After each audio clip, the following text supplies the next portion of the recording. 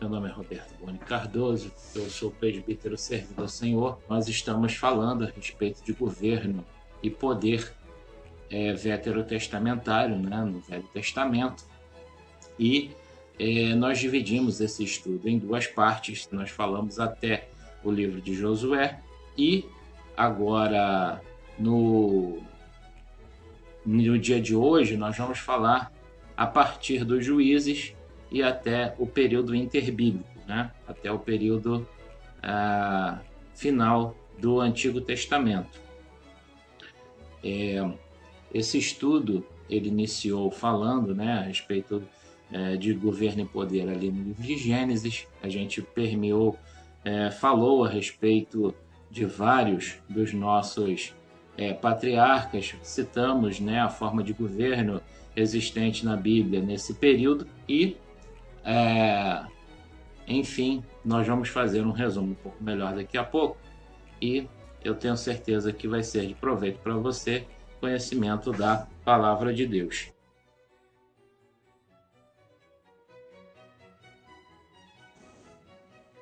Olá, como vai você? Tudo bem? Meu nome é Roberto Boni Cardoso, eu sou presbítero servindo ao Senhor. O assunto que nos traz a essa transmissão é a continuação do estudo Poder e Governo. Nós vamos falar a respeito do poder e governo já no período neotestamentário, no período do Novo Testamento. Eu convido você a que abra sua Bíblia brevemente no livro de Mateus, capítulo de número 1, o verso também de número 1, nós vamos fazer menção à genealogia de Cristo, para dar início, então, ao estudo de hoje, em nome do Senhor Jesus.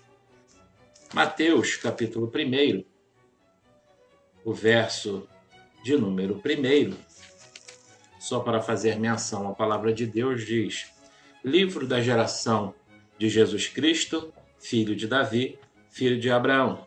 Abraão gerou a Isaque, Isaque gerou a Jacó e Jacó gerou a Judá e seus irmãos. Judá gerou a Tamar, de Tamar a Pérez e a Zerá, e Pérez gerou a Esrom e Esrom a Arão. Arão gerou a Aminadab, e Aminadab gerou a Naasson, e Naasson gerou a Salmão. E Salmão gerou de Raabe a Boaz, e Boaz gerou de Ruth a Obed, e Obed gerou a Jessé. Jessé gerou o rei Davi, e o rei Davi gerou a Salomão, que foi mulher de Urias. Salomão gerou a Roboão, e Roboão gerou a Abias, Abias gerou a Asa, Asa gerou a Josafá, e Josafá gerou a Uzias, e Jorão gerou Uzias. Uzias gerou a Jotão, Jotão gerou a Acais, e Acais gerou a Ezequias. Ezequias gerou a Manassés, e Manassés gerou a Amon, e Amon gerou a Josias. Josias gerou a Jeconias e seus irmãos na deportação para a Babilônia. E depois da deportação para a Babilônia, Jeconias gerou a Salatiel, e Salatiel gerou a Zorobabel. E Zorobabel gerou a Abiúde, Abiúde gerou a Eliaquim, Eliaquim gerou a Azor. E Azor gerou a Sadoc, Sadoc gerou a Aquim, e Aquim gerou a Eliúde. E Eliúde gerou a Eleazar, Eleazar gerou a Matã, e Matã gerou a Jacó. E Jacó gerou a José, marido de Maria, da qual nasceu Jesus, que se chama o Cristo. De sorte que todas as gerações, desde Abraão até Davi, são 14. E de Davi até a deportação para a Babilônia, 14. E da deportação para a Babilônia até Cristo, 14 gerações. Por que eu fiz menção a esse texto? Eu fiz menção a esse texto. Muitas vezes a gente ignora a genealogia e ignora a realidade, né, da presença dessa genealogia e da importância dela para que nós cheguemos a Cristo. Primeiro, obviamente falando, foi necessário o estabelecimento da genealogia porque era necessário também a contextualização da história, da misericórdia de Deus e do alcance desse poder de Deus sobre o mundo de então. Então, só para deixar claro, né, que as genealogias, apesar de que algumas pessoas considerem enfadonha a leitura delas, elas são importantes para contar a história e o tempo. E aí, não é à toa que Mateus ele acrescentou, não é? Ele parte no seu livro falando da história. Primeiramente, porque Mateus era judeu e ele sabe, né, como judeu, a importância de contar a história a partir das gerações. E para nós que recebemos a história das gerações, é importante porque nós defendemos a linha temporal como parte da história de Jesus, e essa importância ela se demonstra nítida, não é?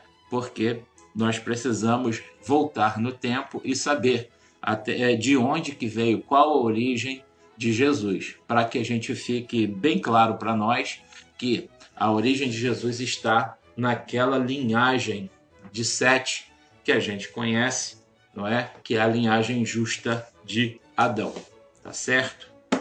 Dito isso, a gente vai falar de poder e governo no Novo Testamento. Hoje nós vamos falar a respeito do poder e governo no período bíblico do Novo Testamento. Qual era o cenário político e governamental do Novo Testamento? O Novo Testamento ele mostra um Israel dominado pelo domínio romano. Não é? Nós, desde o surgimento, né, de João Batista até o fechamento do cânon no Antigo Testamento, nós encontramos o povo de Israel dominado pelos romanos. O Império Romano estava no auge do seu poder nesse período, e ele dominava não só Israel, como várias nações ali em volta do Mediterrâneo. Então, toda aquela área que era coberta pelo mar Mediterrâneo, que tinha o mar Mediterrâneo como litoral, ele era ocupado pelo Império Romano. Se você voltar nos mapas, no final da sua Bíblia, né, existem mapas, e esses mapas eles demonstram o período histórico, né? E aí eu vou mostrar para vocês aqui, não sei se a tela do celular vai mostrar com muita clareza, mas de qualquer forma vocês têm na Bíblia de vocês. Tá vendo essa área toda marcada em vermelho? Essa área toda marcada em vermelho é a área circunvizinha do Mar Mediterrâneo e é justamente a área dominada pelo Império Romano na época do Novo Testamento. Ok? Bom, esse império, ele obviamente, do ponto de vista civilizatório, né, ele, de certa forma, respeitava as tradições locais, né? Isso, obviamente, era uma política, era um meio político. Por quê? Porque se eles entrassem, né, com os seus dogmas, né, daquele império, né, a religião oficial do Estado Romano, na época, né, adorava a divindades que recebiam nomes de planetas, por exemplo. Eles adoravam Júpiter, Saturno e por aí vai, né? Só fazendo uma menção rápida. Eles não impunham sobre aquele governo, aquela área dominada, eles não impunham a sua religião, mas obviamente contaminavam. Tanto é que essa visão do Império Romano e esse tipo de religião que eles acompanhavam, eles acabaram, de certa forma, permeando ali muito do mundo de então, que era justamente ali aquela região do Império Romano. Então, eles, de certa forma, contaminavam, mas não era uma imposição. E a gente vai ver que em Israel, dada a condição especialíssima do Estado de Israel no mundo, acaba que sofrendo um pouco mais do que o resto do Império Romano. Isso se dá principalmente pelo fato de que Israel é o berço da religião judaica. E, como tal, havia, sim, uma certa disputa no campo religioso. Nesse sentido, a gente pode entender que a área de Israel, né, o Estado de Israel, ele sofreu um pouco mais que as outras nações ao redor, do ponto de vista da religião. Por quê? Porque Israel já era berço de uma grande religião. E, obviamente, não é?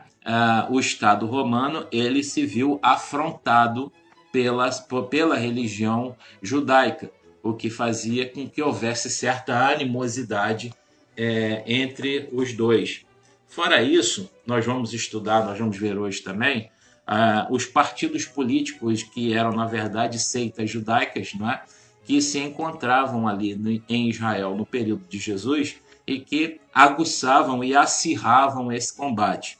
Fora isso, havia a história que a gente contou a respeito da revolta dos irmãos Macabeus, que também colocou mais lenha na fogueira nessa discussão, tá certo? O Império Romano, ele era, obviamente, tomador de impostos, né? Como a gente sabe, o próprio Mateus, ele era, antes de ser o apóstolo Mateus, também era cobrador de impostos. Ele, de certa forma, ele cooperava com o Império Romano. Então, o Império Romano ele era tomador de impostos e detentor desse poder político. Ele ditava com a sua autoridade, e aí é que a gente fala, né, travestida de democracia, porque não era uma democracia de fato, existia um totalitarismo ali por trás, mas ele ditava o destino dos povos dominados, né? Israel, do ponto de vista da nação, era um povo ferido pelo domínio dos vários impérios que se alternaram no poder, desde o período da deportação, né, para a Babilônia, até esse período do neotestamentário. A gente teve povo sírio, povo assírio, povo babilônico, o Império Grego e o Império e agora o Império Romano, não é? Como sendo impérios dominantes deste povo de Israel. Então, era um povo ferido, efetivamente, pelo seguido domínio externo sobre seu território. E era um povo que se lembrava, né, através, obviamente, das Sagradas Escrituras, ele se lembrava do poder político exercido pelo rei Davi, que foi, não é, alguém que, belicosamente falando, venceu muitas batalhas ao redor, não é, da construção do Estado de Israel no seu período. Ele venceu muitas batalhas, todas elas em nome do Senhor, e ele era um líder por excelência. Exigia, né, Israel, naquela circunstância em que se encontrava, de dominado, um rei desta magnitude. E isso era o campo que atuava ali sobre a mente e os corações do povo de Israel naquele período. A ânsia de um Messias, mas um Messias poderoso, capaz de retirar Israel daquela condição de subserviência e lançar ela de novo naquela época em que o Israel brilhava como nação soberana.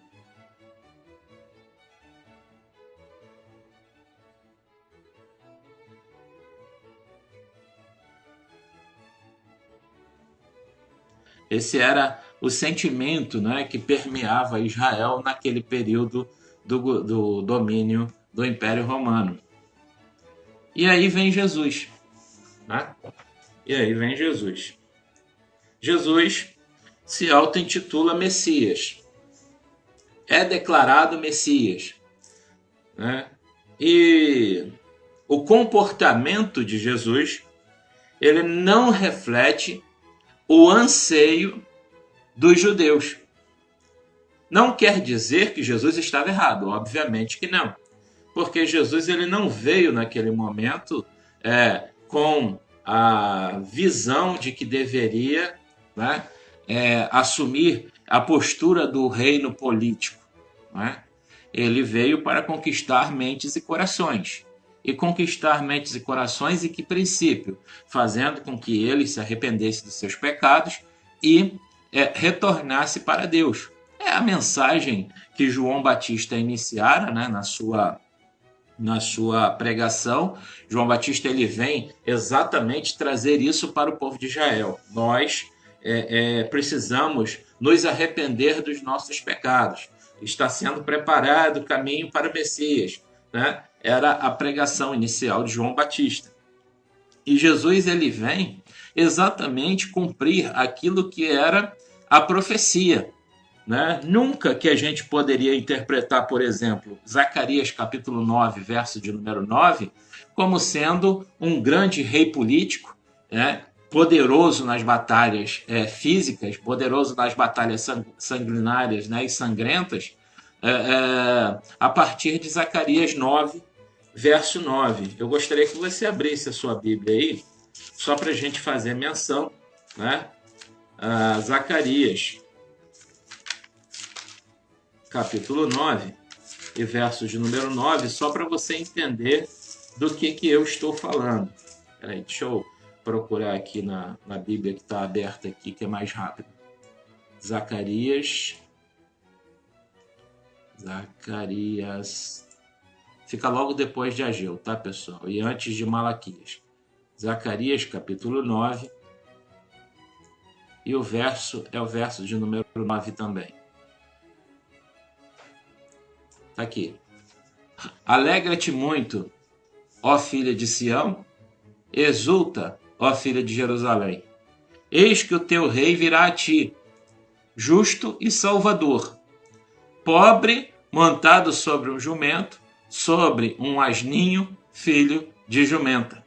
Como é que eu interpreto essa declaração de Zacarias 9:9, atribuindo a Cristo a posição de um rei como Davi, com poder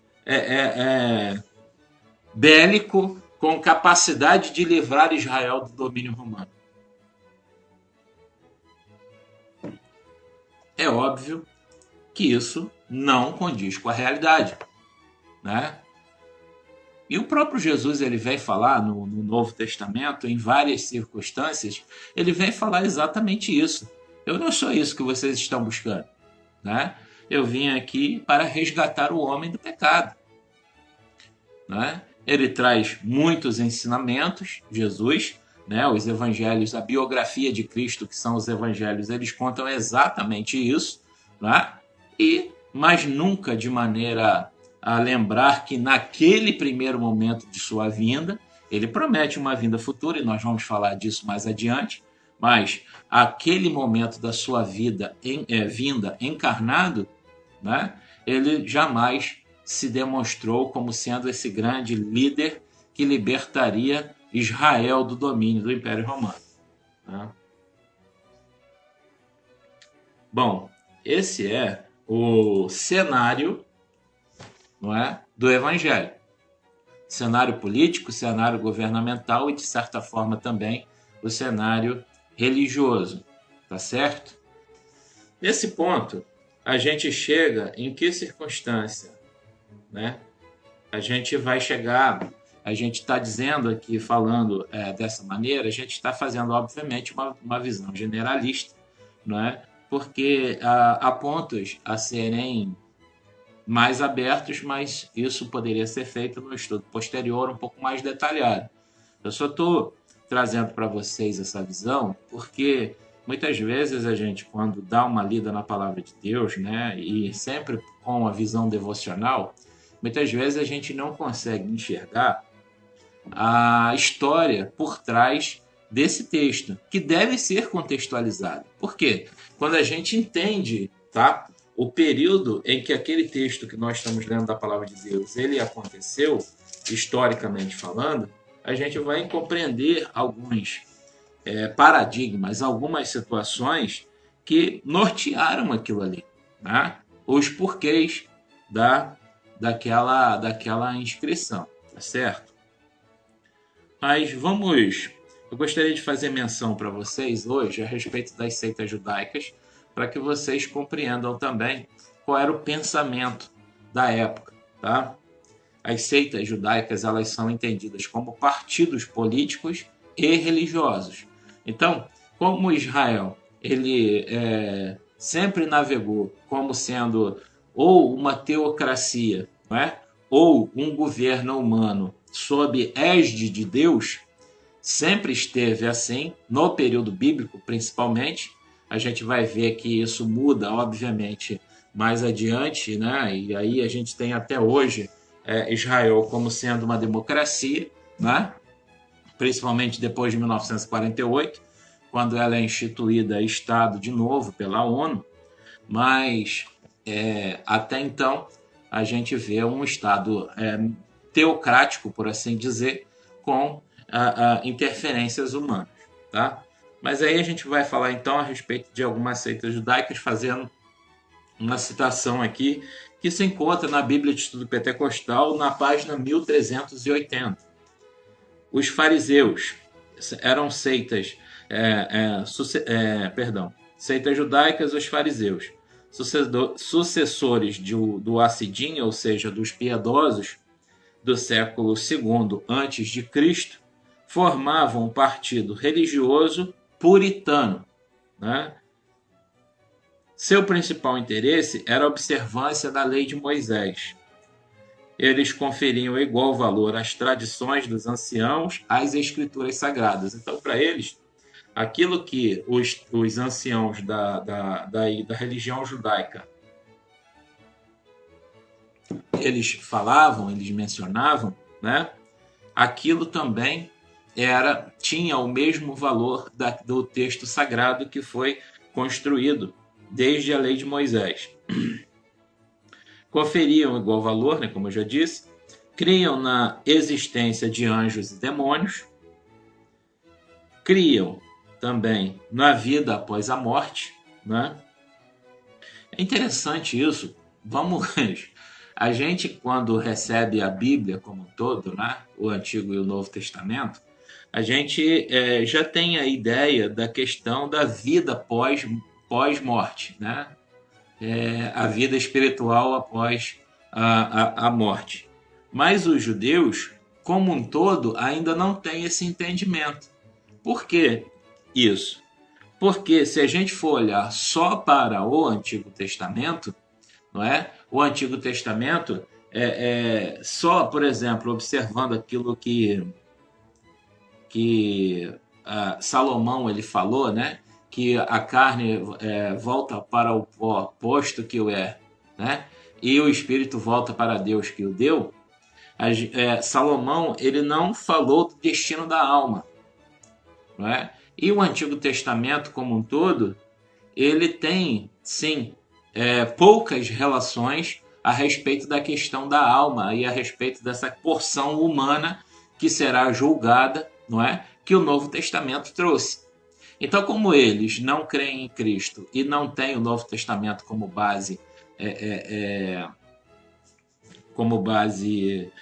religiosa, por assim dizer, necessariamente para eles é difícil de discutir a questão da alma e por isso eles também não fazem muita menção a respeito disso, tá? Os fariseus especificamente criam na vida após a morte.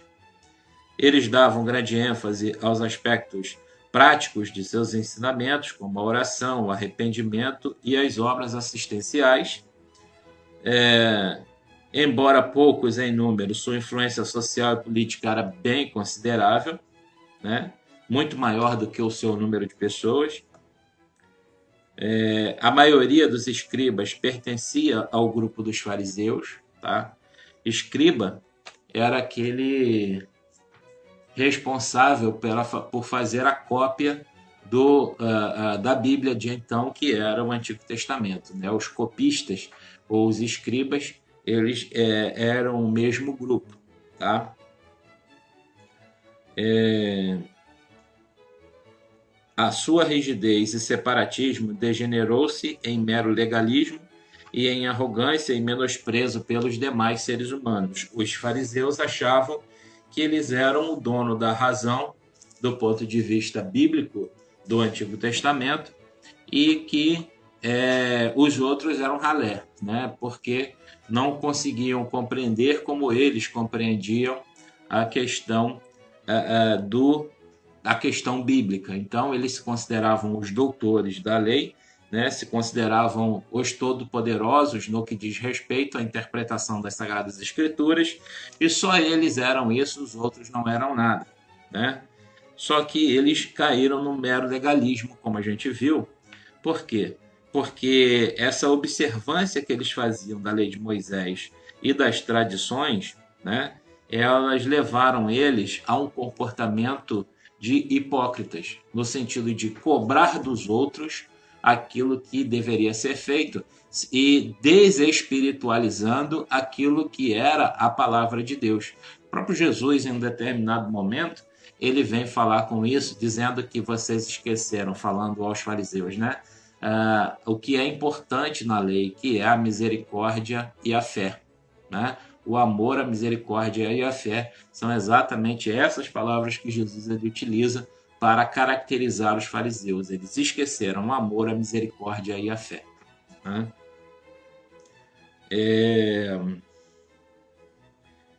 Jesus não criticou, como a gente acabou de falar agora, né, a ortodoxia dos ensinamentos, os ensinamentos perfeitos. Se você pega o Antigo Testamento, já que esta é a tua Bíblia, não é? Você vai ensinar o Antigo Testamento para as pessoas, nada mais justo do que isso. Você, de fato, tem que ensinar. Aliás, era a tradição em Israel o ensino das Sagradas Escrituras para todo o povo. Contudo, né, faltava justamente o amor e também esse orgulho santo, não é? De fazer parte dessa obra que visava o amor, a misericórdia e a fé. Esses eram os fariseus.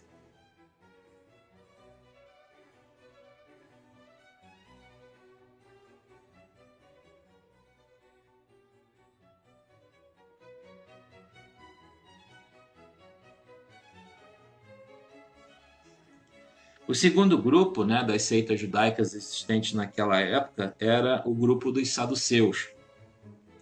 Em sua maioria eram sacerdotes, ricos e aristocratas, né? Eram pessoas com alto poder aquisitivo. É provável que tenham surgido no período justamente dos macabeus, que a gente falou lá, dos irmãos macabeus, que por volta ali do ano 100, ou um pouco antes, né, do ano 100 antes de Cristo, né, conseguiram libertar por algum tempo o povo de Israel do domínio exterior com lutas sangrentas, mas também foram vencidos de forma igualmente sangrenta. Muitas pessoas perderam a vida no período macabeu, tá? Não reconheciam a autoridade da tradição oral, os saduceus, negavam a existência do mundo espiritual, não criam na ressurreição dos mortos nem na vida futura. Então, está muito ligado ao materialismo do presente, né? A religião, ou seja, a seita judaica dos saduceus, eles têm muito do que é o materialismo existente no mundo hoje. Não criam na ressurreição dos mortos, como eu disse, aceitavam como canônicos apenas os livros de Moisés, né? O Pentateuco, nada mais do que o Pentateuco. Interpretavam a lei de maneira literal, não tinha nem a visão espiritualizada, nem a questão da aplicação pessoal, não tinha nada disso. Era pura e simplesmente a letra fria da lei. Aquilo que foi descrito era só descrito exatamente, não tinha nenhuma conotação espiritual, não tinha nenhuma conotação de aplicação que não fosse exatamente a leitura da letra fria da lei. Por exemplo, né? É uma discussão de Levítico a questão da tatuagem. Então está escrito lá, não tatua, então não vamos tatuar. Está escrito lá, não corte o cabelo assim assado, não vamos cortar. Entendeu? Era apenas a aplicação literal do Pentateuco. Eram simpáticos à cultura helenista, O que é helenista? Helenista era a cultura grega, né? Então, eles eram simpáticos à cultura grega. É bom lembrar que a Grécia, como império, ele dominou Israel antes do período de domínio romano. Então, o dito Império Romano anteriormente poderia ser entendido como Império Grego. E eles eram, os saduceus, eles eram ligados à cultura helenista. Por que eram ligados à cultura helenista? Porque os gregos, eles são o pai do pensamento moderno, né? A gente não pode discordar do entendimento de que a Grécia ela se ocupou, não é? No pensamento. Então, há muito da cultura ocidental que, obviamente, sofreu influência do período grego, não é? De domínio grego. E esse período de domínio grego, ele, obviamente, não perdura durante muito tempo por causa do viés militar do Império posterior, que era justamente o Império Romano. Contudo, essa cultura grega, essa cultura helenista, ela ainda, até os dias de hoje, ainda permeia o mundo. Contavam com pouco apoio popular, né, os saduceus, justamente porque eram, na maioria, sacerdotes e ricos, né? E isso no mundo, por mais que as pessoas questionem a questão do rico e do pobre, certamente que o número de ricos sempre foi infinitamente inferior ao número de pobres. E isso desde o Antigo Testamento. A gente vai ver leis de auxílio à pobreza, né? Dentre elas aquela lei da catação, que diz que aquele que tinha um campo deveria deixar que as pessoas pobres viessem a fazer a catação depois da colheita feita. Eles poderiam fazer a catação de forma que pudessem sobreviver. Então, ricos e pobres, no contexto das Sagradas Escrituras, sempre existiram, tá certo? Eram reconhecidos, eram reídos adversários dos fariseus, por tudo que a gente falou, né? Os fariseus acreditavam na vida depois da morte, acreditavam em anjo, acreditavam em demônio. Já os saduceus não acreditavam em nada disso. Era óbvio que eles deveriam ser opositores, né? Um grupo do outro.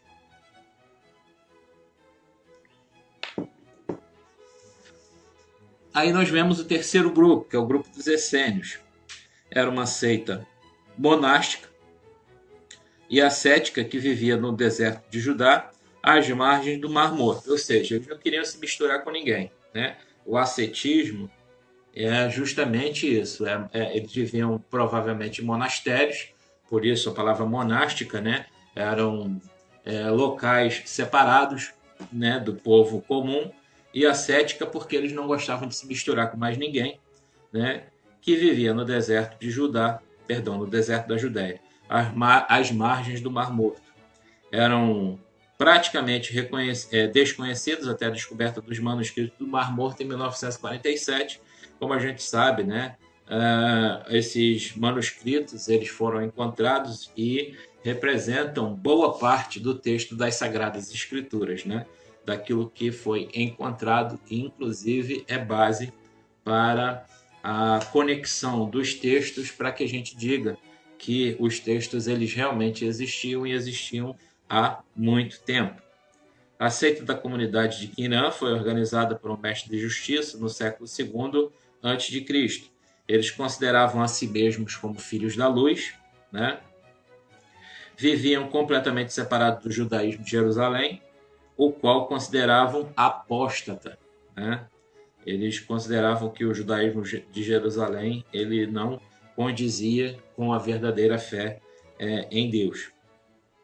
Aguardavam o dia da batalha final, quando então haveriam eles de obter a vitória sobre os filhos das trevas, que era justamente aqueles a quem eles criticavam. Esperavam a vinda de dois messias, um sacerdote e outro real. Olha que interessante aqui. Ou um que combinasse ambas as funções. Repara que no grupo dos essênios a gente já pode reparar uma certa diferença do judeu tradicional. em relação a esse Messias. Porque provavelmente, na consulta das escrituras que eles tinham na época, para eles lhes parecia estranha a ideia de apenas um Messias, ou seja, de um Messias que fosse libertador do povo, sem considerar esse Messias sacerdotal, que de fato Jesus foi. Né? Jesus, obviamente, ele foi um Messias sacerdotal. Por quê? Porque ele não exerceu governo da forma do rei Davi, mas ele exerceu o governo da forma de um sacerdote. Né? Aliás, Jesus ele é identificado nas Sagradas Escrituras como sendo um sumo sacerdote por excelência. Né? Vamos lá. Eram radicalmente dualistas em seus conceitos, embora a sua teologia seja parecida com a do cristianismo, o conteúdo de seus ensinamentos é acentuadamente distinto, né? Como a gente está falando, um sacerdote, um Jesus com um governo sacerdotal, um Jesus com um governo real, não é? Do ponto de vista humano, a gente tem essa história no Novo Testamento. E ela é encontrada no livro de Apocalipse, quando se fala do milênio, e em todas as menções a respeito do milênio que a gente encontra nas Sagradas Escrituras. Né? Eles desapareceram por volta do ano 73 a.C., quando da conquista da fortaleza de Massada pelos romanos. Né? Então, os romanos dizimaram os essênios.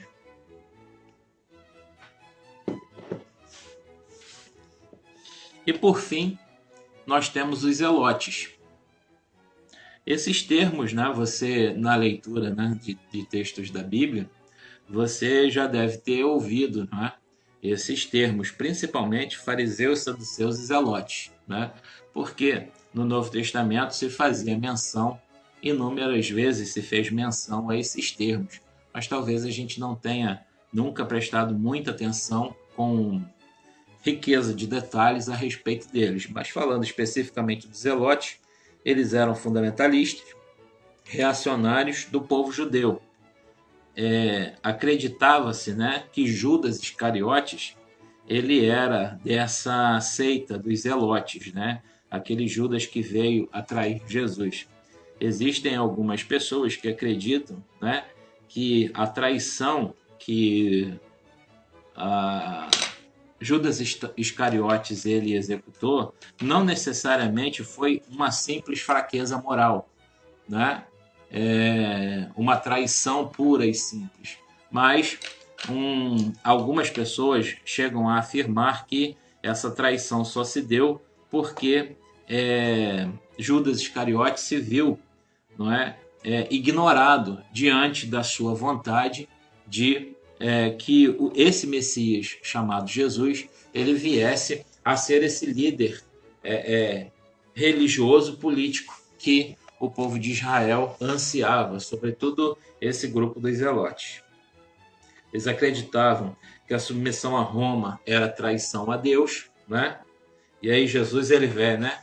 Olha para aquela moeda e diz assim: o que está aqui? O que vês, né?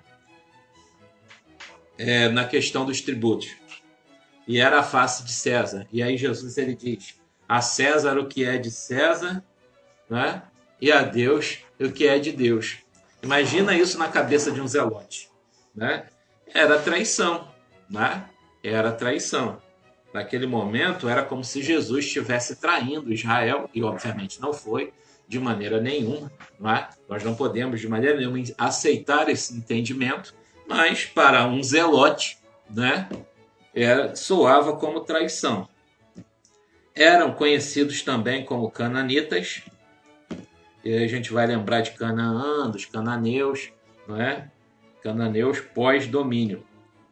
Pelo menos um dos apóstolos, Simão, havia sido zelote, e aí, né, Simão Pedro, como a gente vem falar, mas acredita-se também, como eu já acabei de dizer, que Judas Iscariotes era zelote.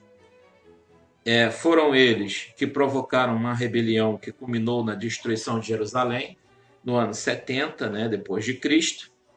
E a gente sabe, né, que pela a própria menção, né, das Sagradas Escrituras, mas também da história dos hebreus, né, essa questão da destruição de Jerusalém no ano 70, o quanto custou para Israel, por exemplo, a destruição do último templo, né, eram o terror dos soldados romanos, já que suas incursões eram realizadas sob o manto da noite, né, sempre na surdina, e, ao que parece, tomaram parte da rebelião de Bar-Quebas, né, em 132 a 135 depois de Cristo, e aí já não está no período neotestamentário, né, já é fora do período neotestamentário, já é tratado em livros de história, sobretudo história de Israel, ocasionando a saída de judeus da Palestina. Então, essa é a visão, né, a respeito dessas seitas judaicas e como eles se relacionavam, não só com Israel, mas também com Roma.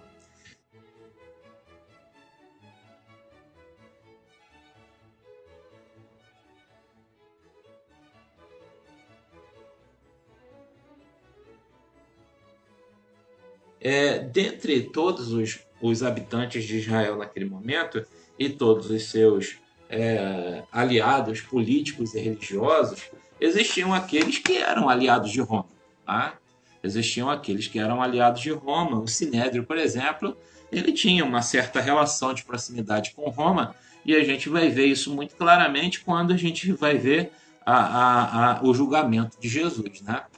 Porque não havia nada em termos claros a respeito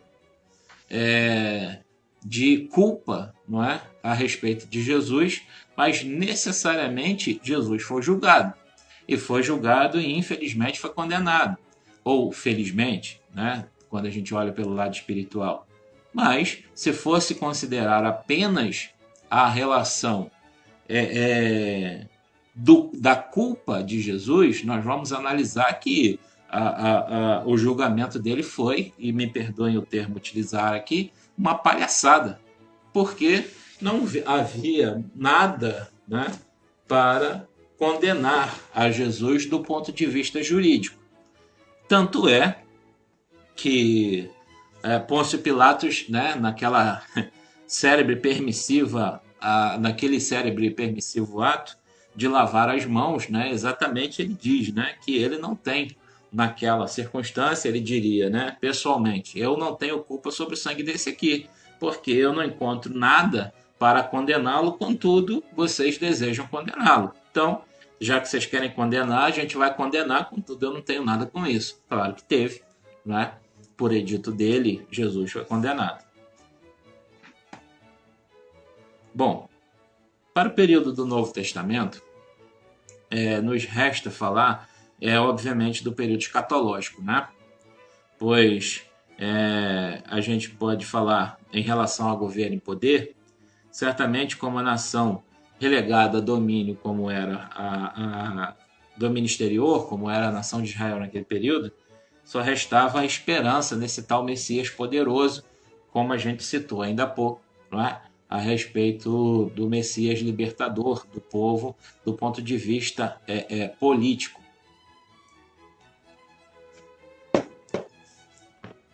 Como a gente pode depreender da palavra de Deus, das Sagradas Escrituras, né? Agora falando do Novo Testamento, que Deus ele deseja, e aí é um choque para algumas pessoas, né? Um estado teológico. Não dá para não pensar dessa maneira.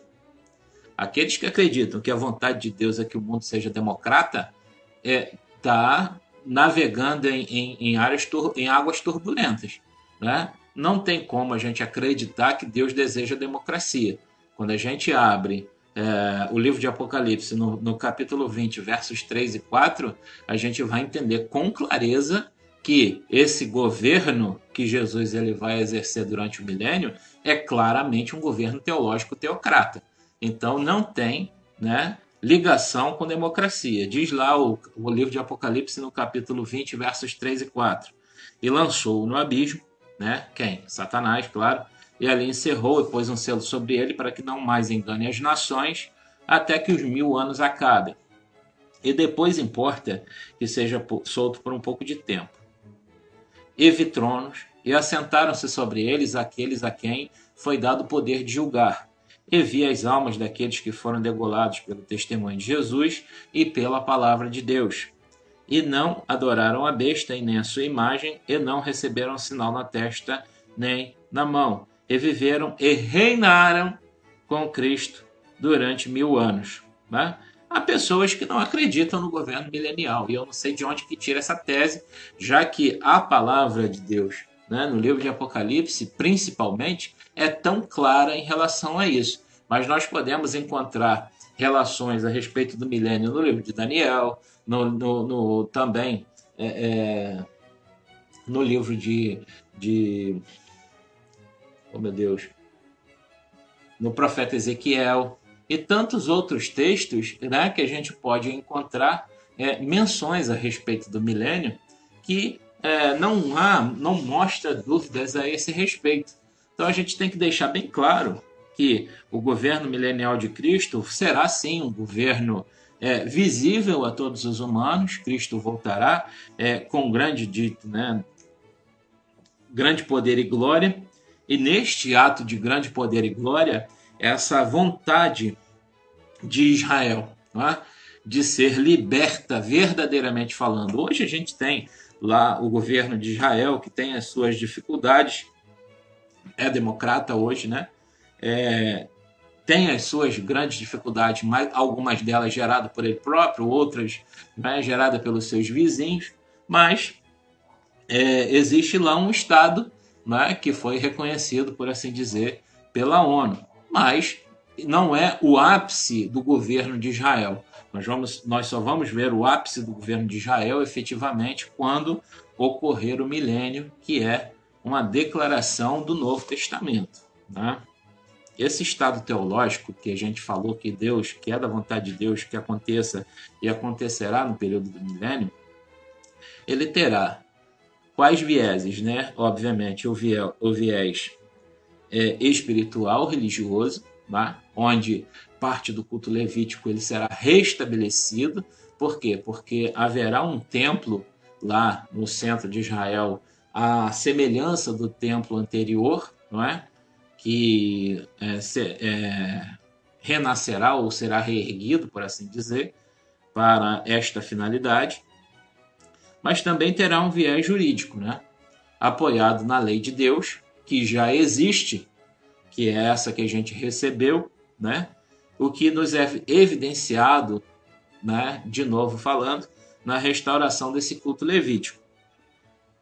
O professor Claudionor Corrêa de Andrade, ele diz o seguinte, né, num dos seus escritos: o templo do milênio, ao contrário do templo da grande tribulação, será a expressão do amor de Deus por Israel. E desse magnífico santuário, diz ele, né, sairão as leis e mandamentos do Senhor para reger todas as nações da terra durante o reinado de 1000 anos de nosso Senhor. Então, o que nós cremos nesse princípio, né? Tanto Claudionor Corrêa de Andrade quanto eu, nós cremos, né, que esse governo milenial ele terá esse viés, né, de governo mundial, teológico, teocrático, também com viés jurídico e religioso. Então, no meu entender, né, e eu acredito que está claro para todos aqui a partir dessa explicação, essa é a vontade de Deus e, na verdade, essa sempre foi a vontade de Deus. No Antigo Testamento, a gente já fez menção, não é? Mas é sempre bom lembrar, Deus ele escolheu um povo específico, não é? E chamou esse povo de nação santa, reino de sacerdote, povo escolhido, e todas as outras adjetivações que foram dadas pelo próprio Deus para a pessoa de Israel. O Estado de Israel ele era para ser para Deus o que o milênio será no futuro. Era a vontade de Deus de que uma nação se estabelecesse santa, e aí a gente vai entender o motivo do porquê né, de Deus não permitir que aquele povo, ou ordenar que não se fizesse, de novo, a reincidência do povo em pecar descumpriu essa vontade de Deus, mas a ordem era não se misturar com os povos ao redor. Mas não era por mero asceticismo. Não era porque não era para se misturar pura e simplesmente. Era porque essa nação é que deveria ser o espelho para o mundo. Tanto para os povos ao redor e a partir desses povos ao redor, né, todas as outras nações da terra. Essa era a vontade de Deus. A vontade de Deus foi frustrada? Essa pergunta no tempo presente, ela é difícil de responder, porque algumas pessoas interpretam que como a vontade de Deus seria frustrada, Deus não seria um Deus todo-poderoso, de modo que a gente estaria defendendo uma tese equivocada. Não é isso. Deus ele sempre estabeleceu pactos com os homens, né? No Antigo Testamento, falando do Antigo Testamento, ele exerceu pactos pessoais, mas também pactos com a nação de Israel. Não era Deus que quebrava os pactos. Quem quebrava era sempre os homens, né? Aliás, esse período de domínio exterior, o que Israel ele passou durante tanto tempo, foi justamente porque os homens, ou seja, o povo de Israel, quebrou os pactos com Deus. E aí buscava idolatria, e aí buscava se amparar em outras coisas que não o próprio Deus, e Deus o punia, abertamente falando. Deus o punia, tá certo? A expressão, por exemplo, né, quando eles pregaram Jesus na cruz, recaia sobre nós o sangue desse justo. Né? Israel sofreu do ano 34, né, do ano 35, ou do ano 40, né, pelo erro do nosso calendário usual, que é o calendário gregoriano, né? Que é esse que a gente diz que a gente está hoje. Mas o sofrimento pós Jesus e até o dia de hoje tem muita relação com isso, sim, né? Com a maldição que eles próprios lançaram sobre suas vidas, né? É uma relação extremamente aceitável. Hoje, a gente veio até o milênio, ou seja, a gente fechou o período bíblico, tá? Aqui nesse estudo.